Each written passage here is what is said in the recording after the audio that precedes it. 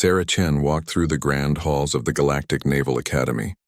Her boots made soft sounds on the smooth metal floor. Around her, tall aliens floated, glided, and moved in ways that seemed like dancing. She was the only one who walked like a human. The academy was huge. Crystal windows showed the purple sky of Centris Prime. 3 moons hung in the distance like pearls. Everything here was beautiful and clean. The walls were white and seemed to glow from inside. The air smelled like flowers Sarah had never seen. She was small compared to most students here. The Zerathi were tall and made of living crystal. The quantum singers looked like they were made of starlight. Even the Zilonians were twice her height, but Sarah kept her back straight and her eyes forward. Other students watched her as she passed. They whispered to each other in languages that sounded like music or wind or flowing water. Sarah knew they were talking about her. They always were. "Look, it's the Deathworlder," she heard. One say in Standard Galactic, "I heard her." "Planet has poisonous air," said another. "My professor says humans are violent because they come from such a terrible world." Sarah pretended not to hear them.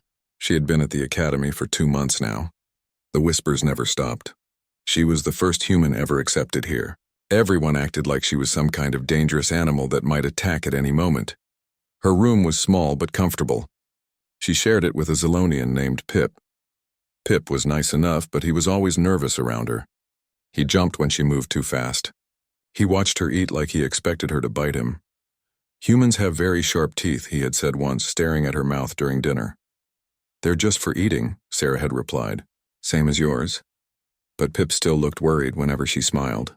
The hardest part was the classes. Sarah was smart. She had scored higher than anyone on the entrance tests. Her grades were perfect. But the professors treated her differently. Professor Veltar taught advanced combat theory. He was a tall, thin alien with 4 arms and skin like silver metal. He never looked at Sarah directly.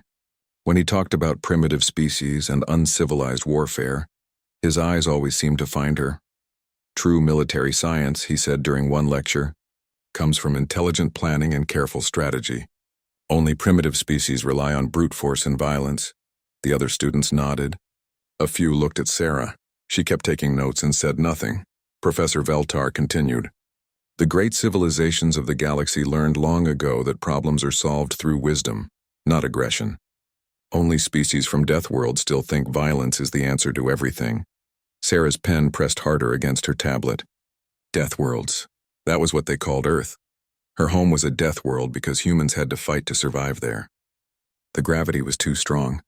The weather was too wild. There were too many dangerous animals and plants and diseases. Most aliens would die on Earth in minutes. The air had too much oxygen. The gravity would crush their bones.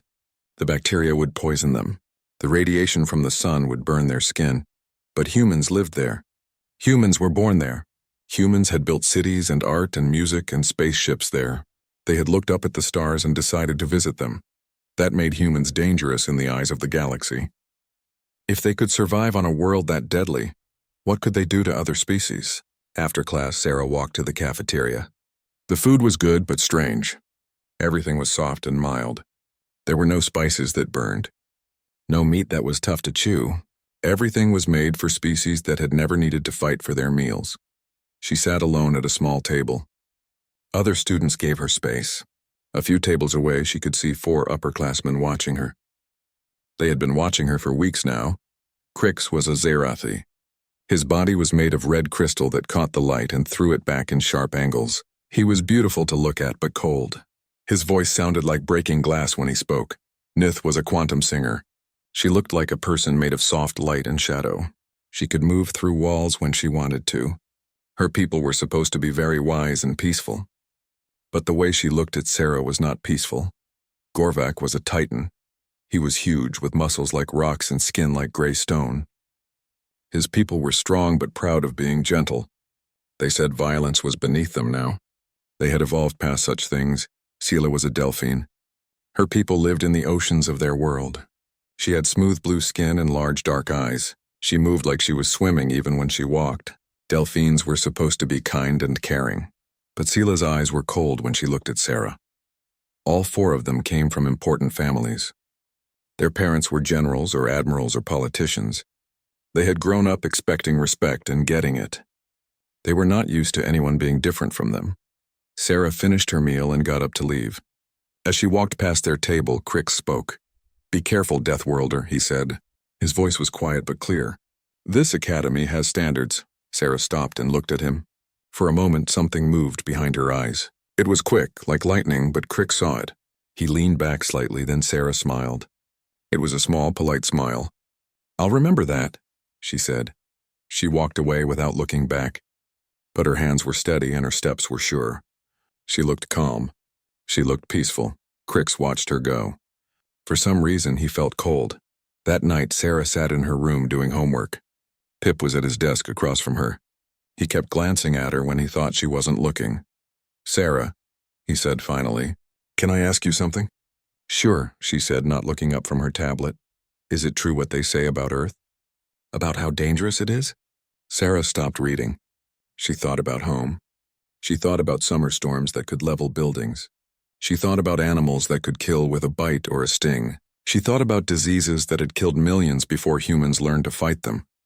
She thought about all the ways Earth tried to kill humans every day, and she thought about how humans had not just survived but thrived. "Yeah," she said softly. "It's pretty dangerous. How do you stand it?" Pip asked. "How do any of you survive?" Sarah looked at him. He was genuinely curious, not mean. His fear was real, but so was his interest. "We adapt," she said. "We learn. We help each other. And we never give up. But doesn't it make you angry, living in such a place?" Sarah thought about that. Earth was harsh, yes, but it was also beautiful. It had made humans strong and smart and stubborn. It had taught them to value life because life was so hard to keep. "No," she said. "It makes us grateful." Pip looked confused, but he nodded. He went back to his homework. Sarah did the same. Outside her window, the alien stars shone down on an alien world. But Sarah was not afraid. She had survived worse than anything this peaceful planet could offer. She just hoped she would never have to prove it. 3 weeks passed since the first warning. The 4 upperclassmen did not forget about Sarah. They made sure she knew they were watching. It started small. Sarah would arrive at class to find her seat taken. Her training equipment would go missing. Her homework files would be corrupted on the Academy network. Each time, she would quietly fix the problem and move on. Crix was the leader of the group. He was smart and cruel in ways that were hard to prove. He would bump into Sarah in the hallways, his crystal body cutting small tears in her uniform. Then he would apologize loudly, making sure everyone heard how clumsy the poor Deathworlder was. "So sorry," he would say, his voice like breaking ice. "I forgot how fragile human clothing is. On my world, we don't need to cover ourselves like weak species do." Other students would laugh. Sarah would say it was fine and walk away, but her jaw would get tight and her hands would make small fists. Nith was more subtle. She would phase through walls and appear behind Sarah suddenly. Humans needed personal space.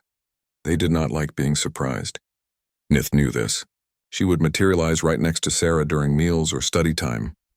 "Oh, did I startle you?" Nith would ask, her form shimmering like heat waves. "I forgot humans have such primitive reflexes. Fight or flight, isn't that what you call it?" The worst part was how Nith would whisper things that only Sarah could hear. Stories about what happened to humans who got too aggressive. Stories about deportation and prison. Stories about what the galaxy did to dangerous species. Gorvak used his size. He would stand too close in doorways, making Sarah squeeze past him. He would lean over her desk during group work, his massive shadow blocking her light. He never touched her, but his presence was always threatening. "You know," he would rumble, his voice like distant thunder.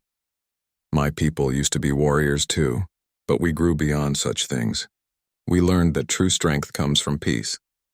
Maybe humans will evolve too someday." The implication was clear.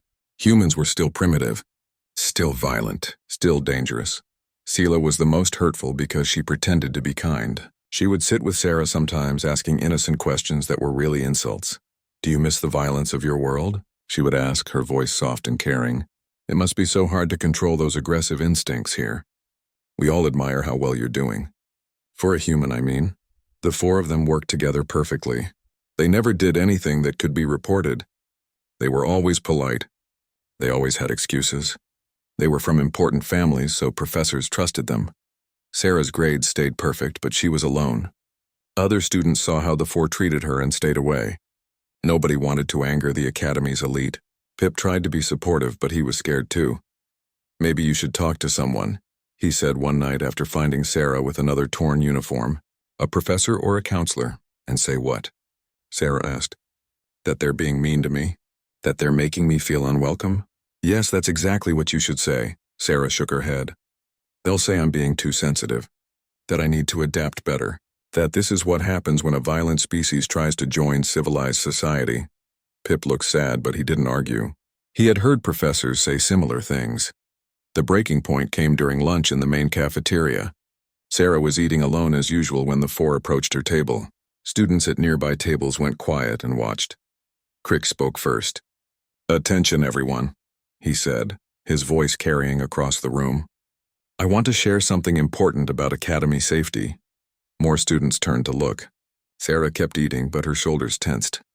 We've all heard about human aggression, Crix continued. How they come from a world so violent that it shaped their entire species. How they solve problems with force instead of intelligence. Nith stepped forward, her form growing brighter. The academy gives humans weapons in training. Energy pistols, combat knives, even explosives for demolition class. Gorvak nodded slowly. My grandfather fought in the border wars. He told me stories about human soldiers, how they never surrendered, how they kept fighting even when they were dying. Sela's voice was full of fake concern. I'm sure our human classmate is different. I'm sure she has her violent instincts under control. But should we really take that risk? The cafeteria was completely quiet now. Hundreds of alien eyes stared at Sarah. She could feel their fear and suspicion like a weight on her chest. After all, Crick said, what happens when the Deathworlder finally snaps? What happens when those primitive reflexes take over? How many of us could she hurt before someone stops her? Sarah's fork bent in her hand. The metal creaked as her grip tightened. Several students gasped and moved back. She looked down at the bent utensil. Then she carefully placed it on her tray and stood up. The movement was smooth and controlled, but somehow it made the watching aliens even more nervous. Sarah picked up her tray and walked to the disposal area. Every step was measured. Every movement was precise. She cleaned her place and walked toward the exit. As she passed the four upperclassmen, she stopped. They tensed, ready for an attack. You're right, Sarah said quietly. Humans are dangerous. We come from a world that tries to kill us every day. We've had to fight for everything we have. Her voice was calm, but there was something underneath it, something that made Crix's crystal skin feel cold. But you know what makes us most dangerous? Sarah continued. We know exactly how much damage we can do, and we choose not to. She looked at each of them in turn. Her eyes were human eyes, forward-facing predator eyes that had evolved to track prey. Every day I choose not to hurt you. Every insult, every threat, every time you try to make me angry, I choose restraint. I choose to be civilized. She stepped closer to Crix. He was taller than her, but somehow she seemed bigger. But choices can change, she said softly. Maybe you should remember that. Then she walked away, leaving the four elite students standing in stunned silence. The cafeteria stayed quiet for a long time after she left. Students whispered nervously about what they had seen. Some talked about reporting the incident. Others wondered if the human had just threatened them. But the four upperclassmen knew the truth. Sarah had not threatened them. She had warned them. That night they met in Crix's private room. All four were shaken by what had happened. She's getting too confident, Nith said, her form flickering with agitation. She thinks she can intimidate us. Maybe we should back off, Gorvak rumbled. Leave her alone. Absolutely not, Crix snapped. If we let a human think she can threaten elite families, what message does that send? We need to put her in her place, Sela nodded. She needs to learn that there are consequences for threatening civilized beings. She needs to remember what she is. They began to plan. Tomorrow there would be a practical training session in the combat simulator. The instructor often stepped out during individual exercises. It would be the perfect time to teach the Deathworlder a lesson. We'll make it clear, Crix said. She can stay at the academy, but only if she knows her place. Only if she remembers that humans are tolerated here, not welcomed. None of them considered that Sarah might fight back. They were from peaceful species.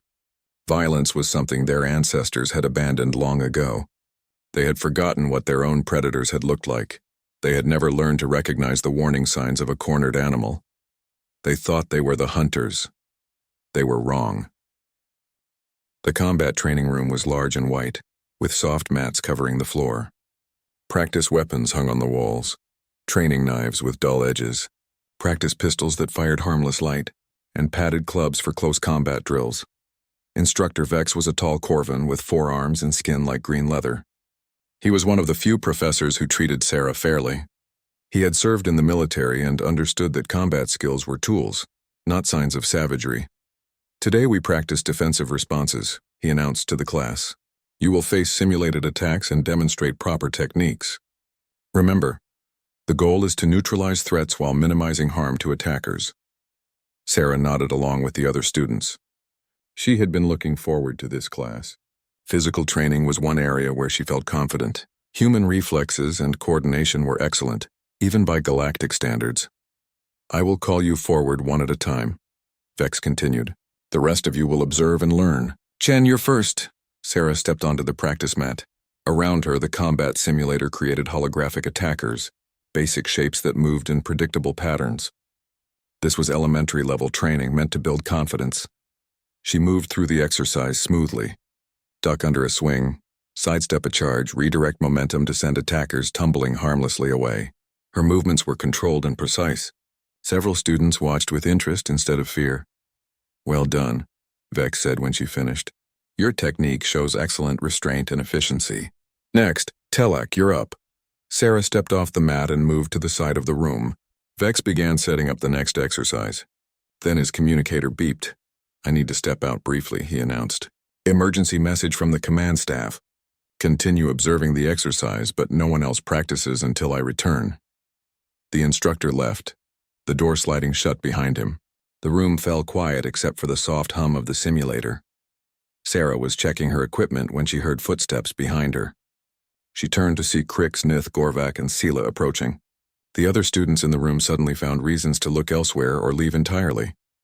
"Hello, Deathworlder," Krix said, his crystal body reflecting the room's lights in sharp patterns.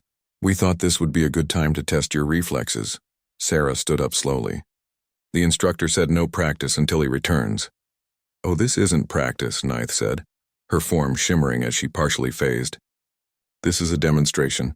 We want to see what all the fuss is about. What makes humans so dangerous?"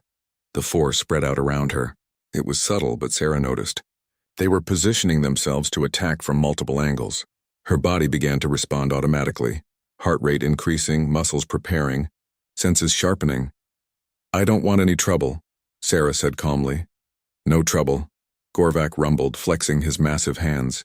"We just want to understand. You made some big claims yesterday about how dangerous humans are, about choices. Maybe it's time to see if you can back up those words," Sela added, her voice sweet, but her eyes cold. Sarah's breathing slowed. Her stance shifted slightly, feet shoulder-width apart, weight balanced, hands loose at her sides.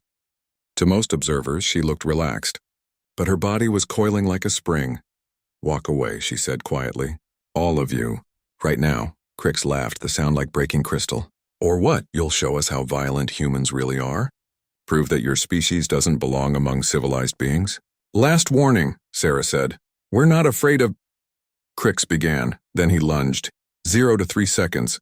Krix moved fast for a Zarathi, his crystalline claws extending toward Sarah's throat. But humans had evolved to hunt prey that could outrun them and avoid predators that could outfight them. Speed and precision were survival traits. Sarah saw the attack coming before Krix finished deciding to make it.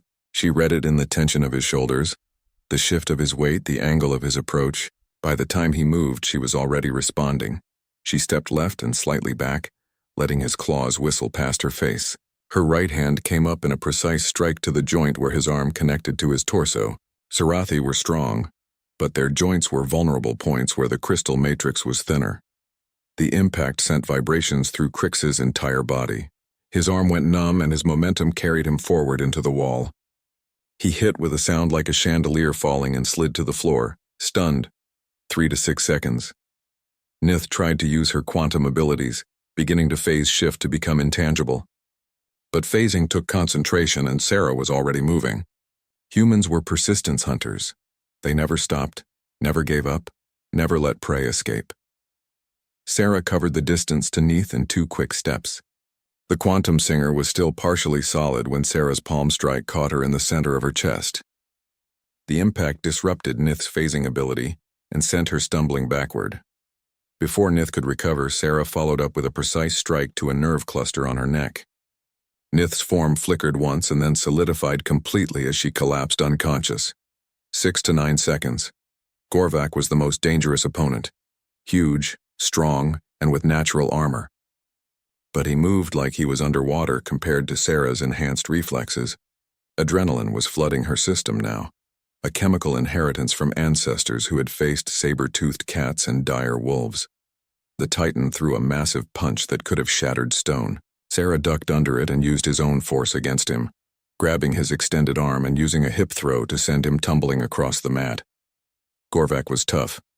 He started to get back up immediately, but Sarah was already there, applying pressure to specific points on his neck that shut down blood flow to his brain. He fought for a moment, then went limp. 9 to 12 seconds. Sela had backed away from the fight, her large eyes wide with shock. She turned to run for the door, but her webbed feet slipped on the smooth floor. She fell hard, the breath knocked out of her. Sarah could have reached her in one more second, could have struck her unconscious like the others. Instead, she stopped and stood perfectly still. Sela looked up at her, terrified. Sarah's eyes were bright with adrenaline, but her expression was calm, in control. "Stay down," Sarah said quietly. Sela nodded frantically and didn't move. The fight was over. 12 seconds from start to finish. The room was silent except for heavy breathing, some from the fallen attackers, most from the few students who had stayed to watch. They stared at Sarah in shock and fear. Sarah looked around at the 4 bodies on the floor. Crix was conscious but holding his damaged arm. Nith was breathing but unconscious. Gorvak was stirring but couldn't stand yet. Sela was awake but frozen in terror. None of them were seriously hurt, bruised, shocked, and humbled but not permanently damaged. Sarah had been precise with every strike. She had used exactly enough force to end the threat and no more. The door slid open and Instructor Vex returned. He took in the scene. 4 elite students on the ground, 1 human standing calmly in the center, a handful of witnesses pressed against the walls. "What happened here?" he demanded. Sarah came to attention. "Sir, I was attacked by 4 students. I defended myself using minimal necessary force. All attackers are alive and will recover fully." Vex looked at the fallen students, then at Sarah, then at the witnesses. His expression was unreadable. "Medical team to combat training room 7, he said into his communicator. 4 students need assistance." As they waited for help to arrive, Sarah remained at attention. Her breathing had already returned to normal. Her heart rate was dropping back to baseline. The chemical flood of adrenaline was fading, but something had changed in the room. The other students looked at her differently now. Not with just fear, but with something else. They had seen what a human could do when cornered. They had seen the speed, the precision, the calculated violence that Earth had bred into its children. But they had also seen the restraint. Sarah could have killed all 4 attackers. Instead, she had stopped the threat with minimal harm. For the first time, they began to understand what Sarah had tried to tell them. Humans weren't dangerous because they were violent. They were dangerous because they chose when to be violent, and today, they had chosen mercy. The Academy's disciplinary hearing room was cold and formal. 5 chairs sat behind a curved desk, each occupied by a senior officer. In the center was Admiral Thane, a scarred Corvin with metal patches covering old wounds. To his side sat 2 Zarathi professors, a Delphine counselor and the Academy's Quantum Singer headmaster. Sarah sat alone at a small table facing them. She wore her dress uniform perfectly pressed and clean. Her hands were folded in her lap and her back was straight. She had been waiting here for 3 hours. The 4 students she had fought were in the medical bay. Their injuries were minor, bruises, pulled muscles, and wounded pride. But their families were powerful and they had demanded action. "Cadet Chen," Admiral Thane began, his voice rough like sandpaper, "you stand accused of assault against 4 fellow students. The charges include unprovoked attack, excessive force, and conduct unbecoming a naval cadet." Sarah nodded. "I understand the charges, sir." Professor Veltar leaned forward. His silver skin reflected the room's lights as he spoke. "The 4 students who were injured come from distinguished families. They claim you attacked them without warning during a peaceful conversation." "That is not accurate, sir," Sarah replied calmly. "Are you calling them liars?" asked Dr. Moraine, the Delphine counselor. Her voice carried the authority of someone used to being believed.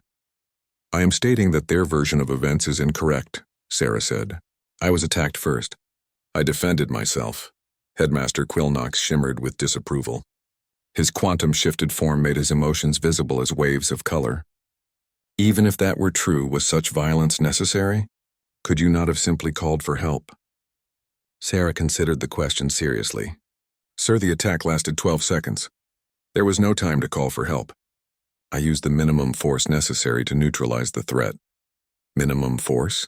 Professor Veltar's forearms gestured dramatically. "You sent 4 students to the medical bay." "Yes, sir. But they are all alive and will recover completely. If I had used maximum force, they would not be."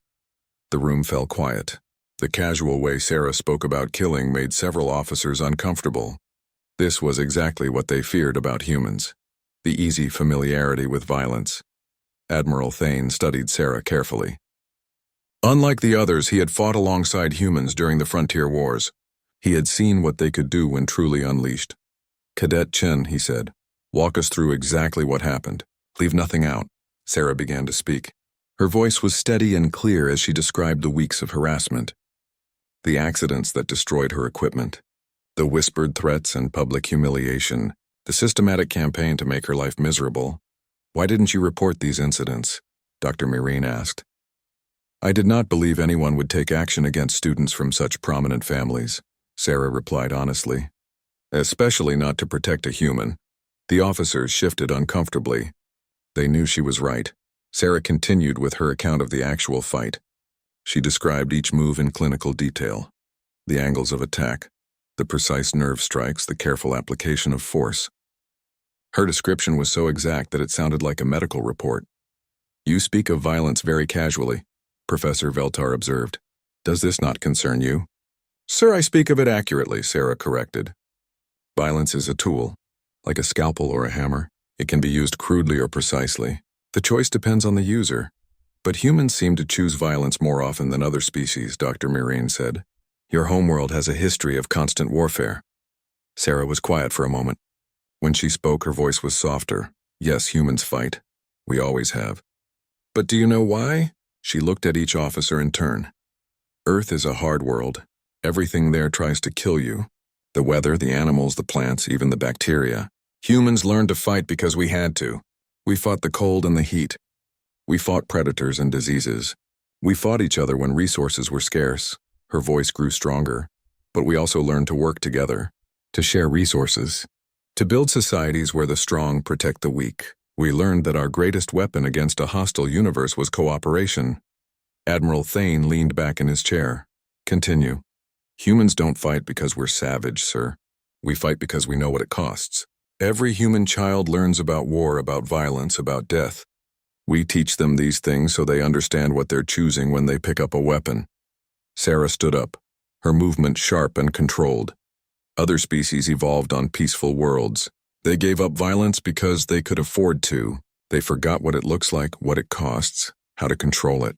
But humans never forgot. She paused, letting her words sink in. "That's why I used restraint yesterday. Not because I'm naturally peaceful, but because I know exactly what happens when restraint fails. I've been taught that lesson since I was old enough to walk." Headmaster Quillnox's form flickered with confusion. "Then why do we fear you? If humans are so controlled, so careful, why does the galaxy see you as dangerous?" Sarah smiled, but it wasn't a happy expression. "Because we're honest about what we are. Other species pretend they've evolved past violence. They act like they're above such things, but put them in real danger, real desperation, and they'll fight just as hard as anyone." She gestured toward the door, in the direction of the medical bay. "Those 4 students attacked me because they thought violence was beneath them. They thought they could intimidate and threaten without consequences. They were wrong." Admiral Thane stood up suddenly. The other officers looked at him in surprise. "I want to see the security footage," he said. Professor Veltar objected. "Sir, we have witness testimony." "I want to see the footage," Thane repeated, his voice carrying absolute authority. The lights dimmed and a holographic display appeared in the center of the room. The security recording began to play, showing the training room from multiple angles. The officers watched in silence as the 4 students surrounded Sarah. They could hear every word. see every gesture. They watched Krix's threatening posture, Ninth's aggressive positioning, Gorvak's intimidating size, Seela's fake sweetness hiding real malice. They saw Sarah's warnings, her attempts to de-escalate, her final plea for them to walk away. Then they saw the attack, and they saw Sarah's response. The recording played in real time, 12 seconds from start to finish. 12 seconds of movement so fast and precise that it looked like a dance. Sarah moved like water, flowing around attacks and striking with surgical precision. But what struck the officers most was the control. Every strike was measured. Every movement had purpose. There was no rage, no loss of control, no unnecessary violence. When the recording ended, the room was silent for a long time. "Cadet Chen," Admiral Thane said finally, "in my military assessment, you showed remarkable restraint under extreme provocation. You neutralized 4 attackers using minimal force while ensuring their survival." Professor Veltar started to object, but Thane cut him off. "Furthermore, the security footage clearly shows that you were attacked first. You acted in self-defense according to both Academy regulations and galactic military law."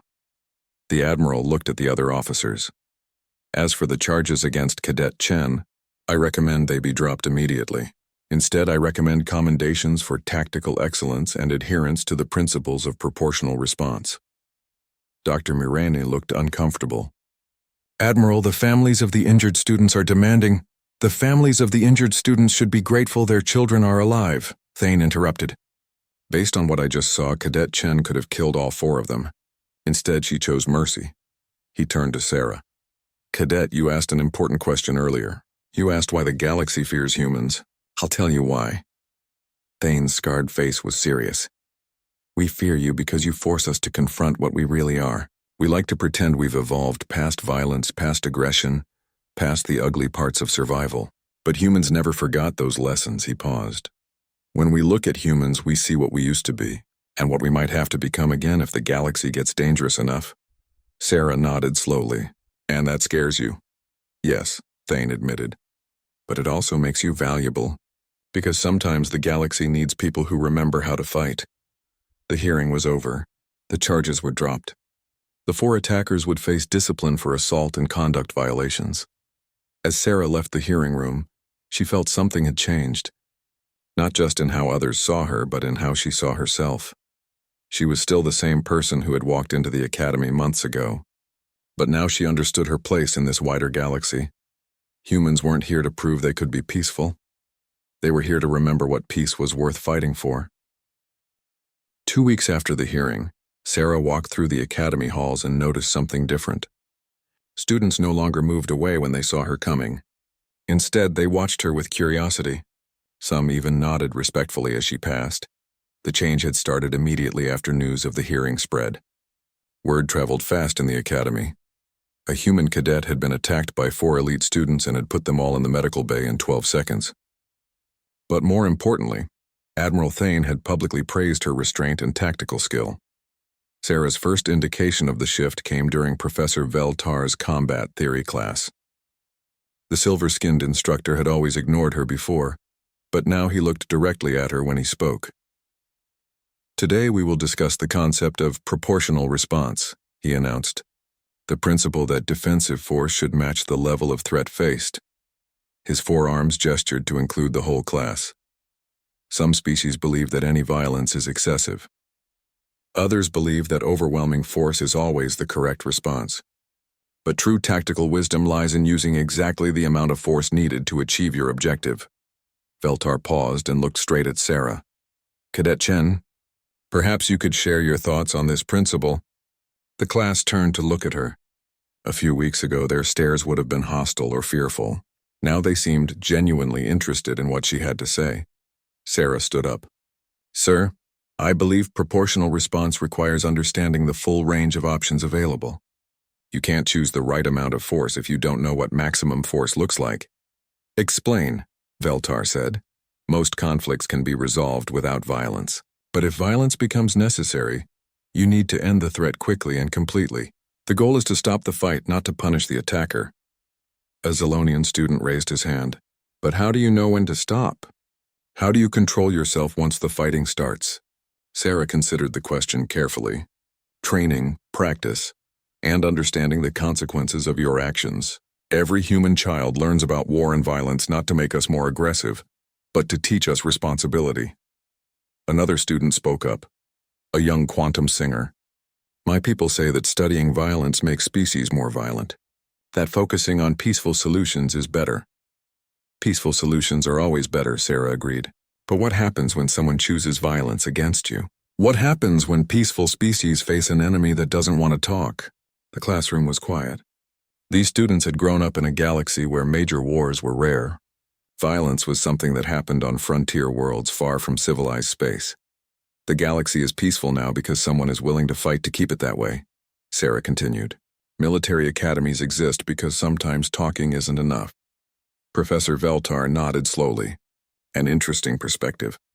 Perhaps we should examine historical examples of proportional response in military conflicts. For the first time since arriving at the academy, Sarah felt like she was really part of the class. After the lesson, several students approached her. A tall Zarathi named Zex was the first to speak. Cadet Chen, I wanted to apologize for how my people have treated you. What Crix did was wrong, Sarah was surprised. Zarathi rarely apologized to other species. You're not responsible for his actions, she replied. No, but I am responsible for my own. I believed the rumors about humans without getting to know you personally. That was unfair. Other students murmured agreement. A Delphine named Coral spoke next. Could you teach us some of those fighting techniques? Not to hurt anyone, but to understand them? Sarah looked around at the group of alien faces. They were genuinely curious, not afraid. I could show you some basic defensive moves, she said. But remember, these techniques are meant to protect, not to attack. Word of the impromptu training sessions spread quickly. Within days, Sarah found herself leading unofficial self-defense classes after regular training hours. Students from all species attended, eager to learn. The training revealed something interesting. While humans were naturally suited for combat, other species could learn the techniques with practice. More importantly, they began to understand the discipline required to use them responsibly. Pip was one of her most dedicated students. Her nervous roommate had been transformed by learning to defend himself. I never realized how much control was involved, he said one evening as they practiced in their room. I thought fighting was just wild emotion and chaos. That's what makes it dangerous, Sarah explained, adjusting his stance. If you let emotion control your actions, someone gets hurt. Maybe you, maybe your opponent, maybe someone innocent nearby. Is that why humans seem so calm during fights? Because you're controlling the emotion? Sarah thought about the moment when Crix had attacked her. She remembered the surge of adrenaline, the ancient reflexes kicking in, the split-second calculations of distance and force. We feel the emotion, she said, but we don't let it make our decisions. Fear, anger, excitement, they're all useful in a fight, but they can't be in charge. The biggest change came from an unexpected source. Instructor Vex asked Sarah to assist with combat training for younger students. Her job was to demonstrate defensive techniques and help other cadets improve their form. Working with Vex showed Sarah how much the academy was beginning to change its approach to combat training. Instead of treating it as an unfortunate necessity, they were starting to understand it as a precise skill that required mental discipline as well as physical ability. Humans have something to teach us, Vex admitted during one training session. Not just about fighting, but about controlling ourselves during high-stress situations. The real test came when the 4 students Sarah had fought returned to classes. Their injuries had healed, but their attitudes had changed dramatically. Crix was the most transformed. The arrogant crystal being who had once looked down on humans now watched Sarah with something approaching awe. When he finally approached her, his usual mocking tone was gone. I owe you an apology, he said simply. And a debt, Sarah raised an eyebrow. A debt? You could have killed me, all of us. We attacked you, threatened you, tried to humiliate you. By the rights of combat, you could have ended our lives. I don't want to kill anyone, Sarah said. I know. That's what makes it remarkable. Crix paused. My people have forgotten what mercy looks like in combat. We avoided violence for so long that we lost the wisdom to control it. Nith, Gorvak, and Sela had similar conversations with Sarah over the following days. Each of them had been forced to confront their own assumptions about violence, civilization, and what it meant to be evolved. The most meaningful conversation came from Sela. The Delphine approached Sarah in the library. moving with the careful grace of someone who had learned to respect dangerous things. "I've been thinking about what you said," Sela began. "About choices." Sarah looked up from her studies. "What about it?" "Before our encounter, I thought choice meant avoiding violence entirely. I thought that made me civilized." Sela sat down across from Sarah, her large eyes thoughtful. "But you showed me something different. You showed me that real choice means understanding all your options and picking the right one for the situation." "That's a hard lesson to learn," Sarah said gently. "Yes, but necessary." Sela paused. "I wanted to ask you something. Would you be willing to speak to my younger sister? She's starting at the academy next term, and I think she should hear your perspective on these things." Sarah was touched by the request. A few months ago, no alien family would have wanted their children anywhere near a human. Now they were asking for her guidance. "I'd be honored," she said. As the term progressed, Sarah's role at the academy continued to evolve. She wasn't just a student anymore. She was a bridge between human understanding and galactic civilization. Other species began to see that humans weren't savage or uncontrolled. They were disciplined in ways that most of the galaxy had forgotten. The final proof came during the term's major training exercise, a simulated battle scenario involving multiple teams competing for objectives. Sarah was chosen as a team leader, commanding a mixed group of species. Her team included former enemies and new friends. Crick served as her tactical advisor. Pip handled communications. Students from 6 different species worked together under her leadership. The exercise was challenging, a hostage rescue scenario that required both combat skills and careful planning. Other teams relied on overwhelming force or complex technical solutions. Sarah's team used precise application of minimal force and careful coordination. They completed the mission faster than any other team, with no simulated casualties on either side. Admiral Thane, who had been observing the exercise, approached Sarah afterward. "Impressive work. Cadet, your team showed excellent discipline and tactical awareness." "Thank you, sir. They're good students." Thane smiled, a rare expression on his scarred face. "They learned from a good teacher. You've done something remarkable here, Chen, sir. You've helped us remember something we'd forgotten. That strength and wisdom aren't opposites. That you can be capable of great violence and still choose peace." That evening, Sarah sat in her room writing a message to her family on Earth. Pip was at his desk nearby working on homework. The nervous, fearful alien had been replaced by a confident friend who no longer jumped when she moved.